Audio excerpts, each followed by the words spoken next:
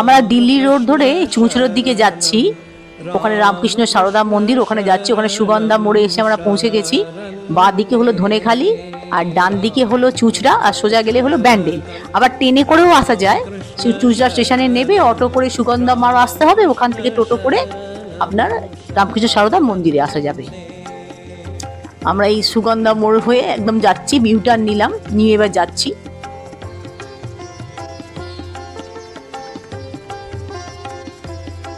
Delhi road থেকে এবার এসে আমরা ওই মোবাইল টাওয়ার আছে, ওখান দিয়ে আমরা ঢুকবো। এই বাঁদিকে ওদের বোট লাগানো আছে, সেই দিল্লি রোড থেকে নেমে বাঁদিকে ঢুকেই সামনেই একদম আবার বাঁদিকে এসে আমরা ওই মন্দিরের দিকে প্রবেশ করছি। এটাই হলো মোবাইল টাওয়ার, এটাই মার্ক করে আসতে হবে।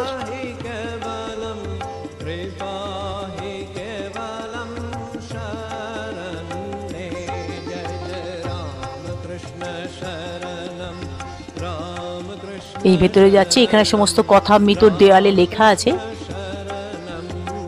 ঠাকুরের কথামৃতর সমস্ত কথা।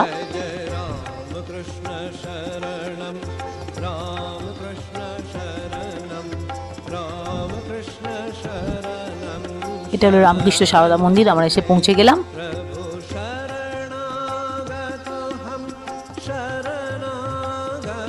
এটা হলো মন্দিরের এন্ট্রি গেট, এবার ঢুকছি ভেতরে।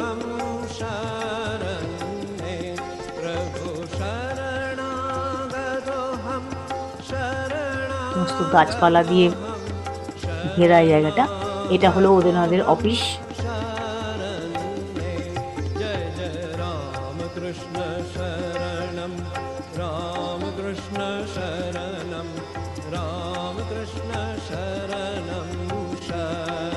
এটা হলো বিবেকানন্দ হল। এই পল্লীগ্রামের সমস্ত পল্লী মঙ্গলের সমস্ত প্রোডাক্ট এখানে পাওয়া যায়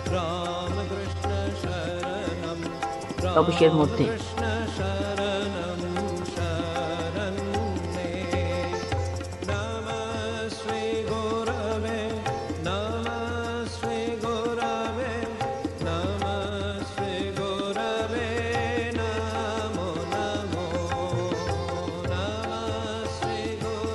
অফিস থেকে সামনেই মন্দির আছে, এখানে গাছপালা দিয়ে ঘেরা আছে।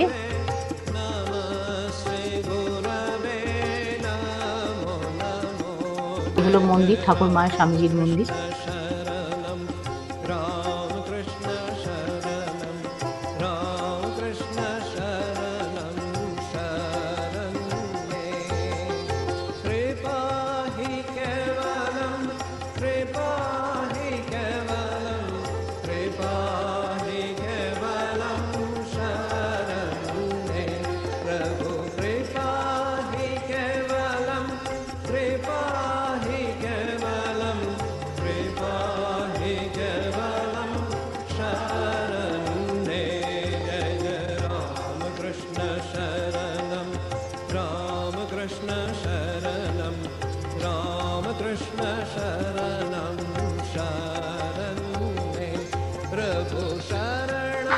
আমরা মন্দিরের মধ্যে যাব, এবার প্রবেশ করব।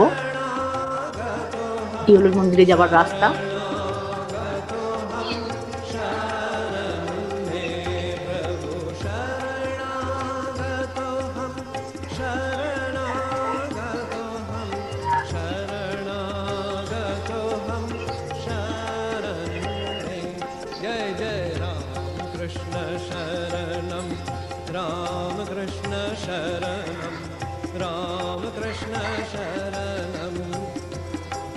মন্দিরের মধ্যে আমরা প্রবেশ করছি।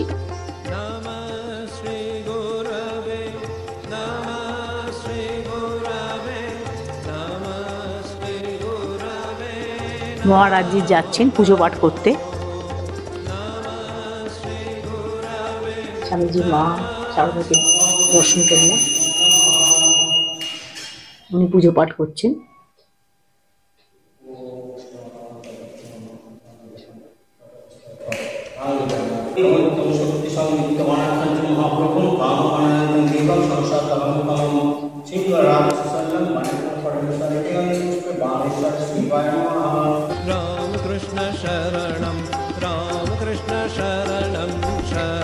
চারিদিকে সমস্ত সাধকদের ছবি লাগানো আছে মন্দিরের ভেতরটা।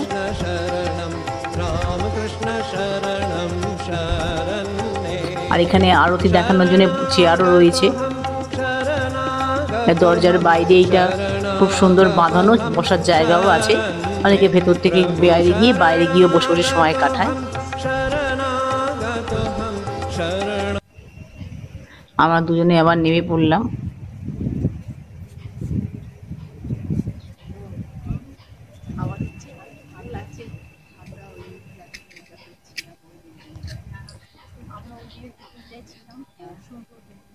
চারিদিকে সবুজ গাছপালায় ভরা, আর ভেতরের ব্যবস্থাও খুব সুন্দর।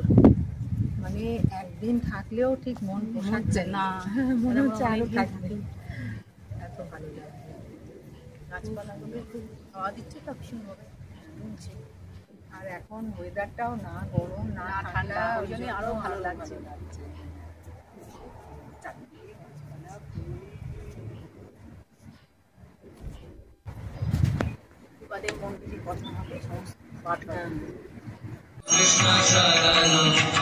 রাত্রিরে মন্দিরে আরতি হবে।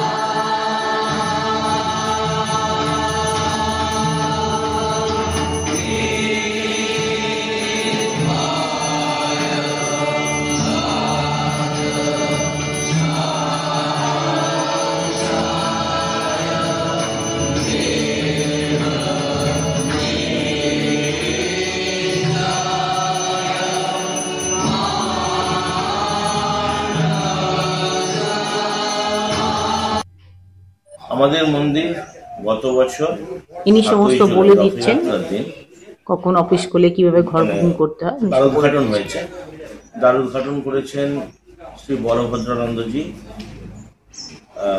রামকৃষ্ণ মঠ মিশনের সহ সম্পাদক বেলুড়মঠে। তারপর থেকে আমাদের মন্দির সর্বসাধারণের জন্য খুলে দেওয়া হয়েছে। আমাদের প্রতিদিন 12:30টার সময় প্রসাদ দেওয়া হয়, অন্ন প্রসাদ। এছাড়া আমাদের মন্দিরে সকালবেলা একটা পুজো হয়, সন্ধ্যেবেলা সন্ধ্যা আরতি হয়। সেটার সময়টা চেঞ্জ হয়, এখন যেমন 5:30, পরবর্তী গরমকালে ওটা 6:30টাও হয়ে যায়। এছাড়া আমাদের এখানে 9টা বাচ্চা আশ্রমিক পরিবেশে বড় হচ্ছে, দুস্থ বাচ্চা, তাদেরকেও আমরা পড়াশুনো করাই নিখরচায়। আমাদের এখানে 15টা রুমের গেস্ট হাউস আছে, যে গেস্ট হাউসে ভক্তরা এসে থাকতে পারে। ভক্তদের থাকতে হলে এসি নন এসি যে গেস্ট হাউস আমাদের কাছে আছে তাতে একটা অনুদান দিতে হয়। নন এসির ক্ষেত্রে সেই অনুদান মূল্য হচ্ছে ন্যূনতম 400 টাকা পার ডে পার হেড, আর এসির ক্ষেত্রে ওটা হয়ে যায় 600 টাকা পার ডে পার হেড। এই অনুদান মূল্য দিয়ে এখানে তারা 2 দিন, 5 দিন, 7 দিন যেমন ইচ্ছা থাকতে পারে। তবে থাকার জন্য আমাদের নির্দিষ্ট 2টো নাম্বার আছে, সেই নাম্বারগুলোতে ফোন করে আগে থেকে বুক করতে হয় যে আমরা অমুক দিন আসতে চাই, আমাদের রুমটা বুক করে দিন। একটু নম্বরটা বলুন না। নম্বরটা আমি আপনাকে দিয়ে দেব, সেই নাম্বার দিয়ে আপনি স্ক্রিনে দিয়ে দেবেন। সেইভাবে যারা আসতে চাইবেন তারা ওই নম্বরে বুক করে আসতে পারবেন। আমি তবুও নাম্বারটা মুখে আপনাকে বলে দিচ্ছি। আমাদের একটি নাম্বার আছে 9432265372, এটা একটা নাম্বার।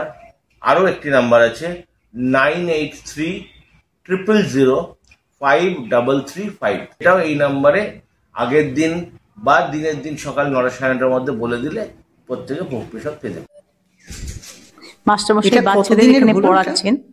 আমাদের এটা হয়েছে আপনার 1 বছর 3 মাস। 1 বছর 3 মাস। 1 বছর 3 মাস। আচ্ছা। আমাদের এখানে 10 জন স্টুডেন্ট আছে। এই 10 জন স্টুডেন্টকে আমরা মা স্বামীজি ঠাকুরের ভাবধারার উপর দিয়ে আমরা তৈরি করার চেষ্টা করছি। এখানে সমস্ত পল্লী মঙ্গলের জিনিসপত্র সব এখানে পাওয়া যায়। পল্লী মঙ্গলের প্রোডাক্ট, ব্যাগ, নানা রকমের আচার, গ্রামীণ মহিলারা সমস্ত তৈরি করে, এখানে দেন বিক্রি করতে।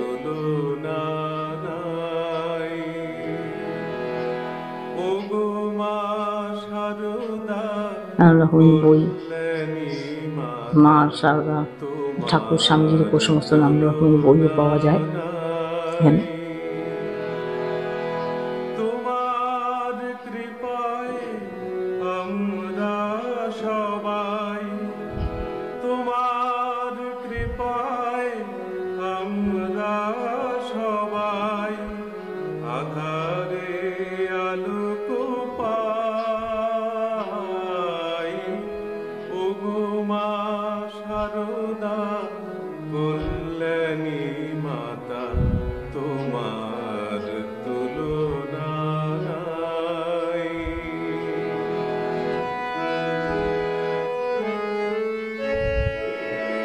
এটি হলো বিবেকানন্দ হল।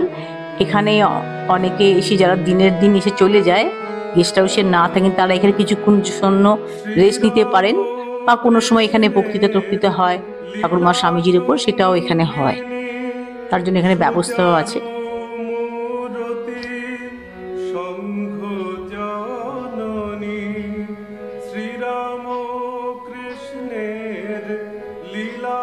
চেয়ার টত্তর রয়েছে। আর এখানে বাচ্চারা যে স্কুলে যায়, ওই দাদা ওনাদের স্কুটি করে খুব যত্ন সহকারে বাচ্চাদের স্কুলে পৌঁছে দিয়ে আসেন, এবং ছুটি হলে ওদের আবার নিয়েও আসে।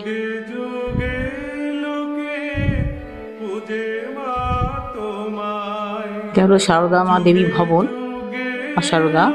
এটা হলো গেস্ট হাউস।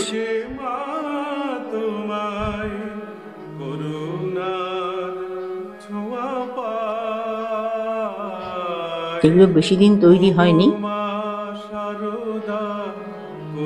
তলায় এবং ওপরে দু জায়গাতেই থাকার জায়গা আছে। এটা হলো ওপরে ওঠার সিঁড়ি।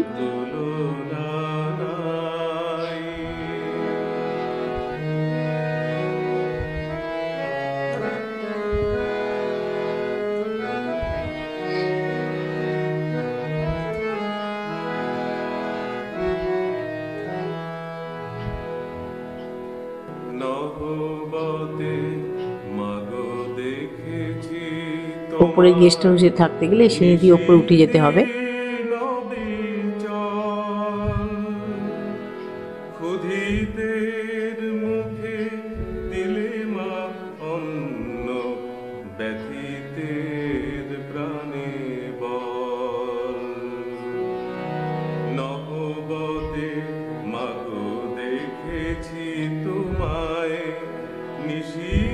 সিঁড়ি দিয়ে উঠে বাঁ দিকেও ঘর আছে, ডান দিকেও ঘর আছে, সামনে একটি বারান্দাও আছে।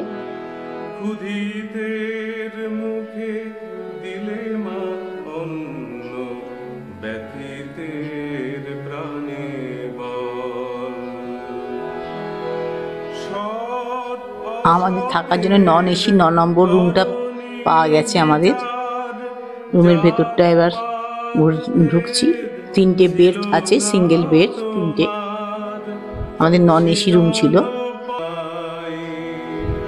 যারা গাড়ি নিয়ে আসবে তাদের রাত্রিবেলা এখানে গাড়িটা রেখে দেওয়ার ব্যবস্থাও রয়েছে।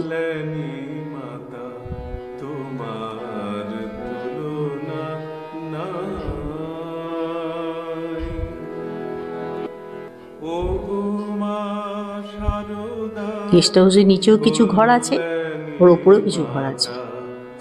এখানে বাগান করেছেন ওনারা এরকম গাছ দিয়ে।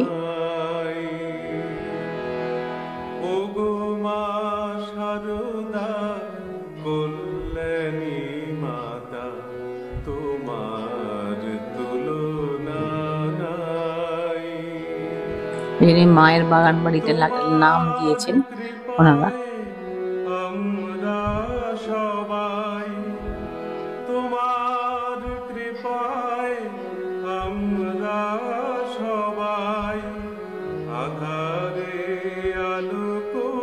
চ্যানেলটিকে সাবস্ক্রাইব করবেন, আর ভিডিওটি ভালো লাগলে লাইক শেয়ার করবেন।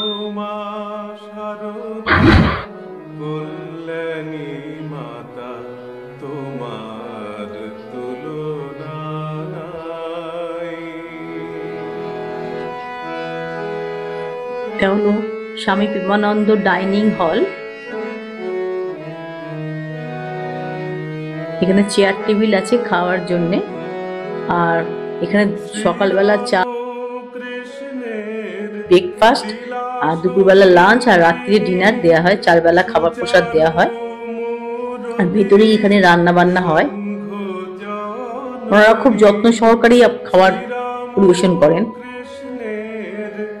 শনিবার রোববার একটু বেশি ভিড় হয়, অন্যদিনও লোক আসা যাতায়াত করেন।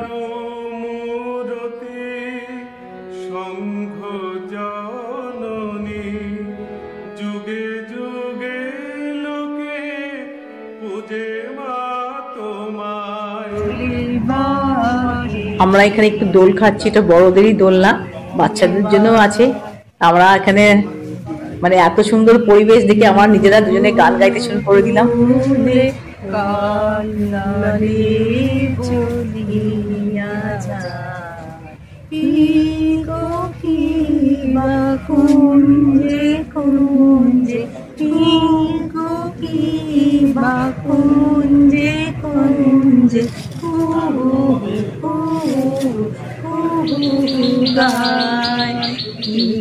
জানি কিসের লাগি প্রাণ